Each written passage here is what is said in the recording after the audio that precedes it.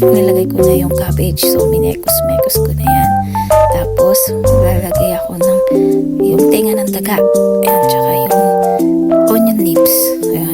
Tapos, mekos-mekos ulit. Lagyan ng konting tubig. Tapos, asin at yung chicken powder. Pero dyan, parang din yung ginisa mix. Ayan, mekos-mekos ulit. Then, takpan. Tapos, ayun na, luto na. So, ayan, hinanda ko na. Inaklo ko na.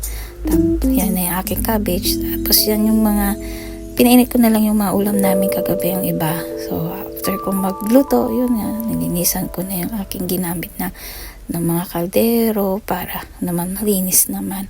So, at saka bago ko tawagin yung alaga ko at saka yung mga amo ko. So, ayan, para linis-linis. Yan ang buhay ng isang caretaker. So, yun, tapos na kumain ng alaga ko, hinatid ko na sa kwarto. So, sa susunod ulit, bye-bye!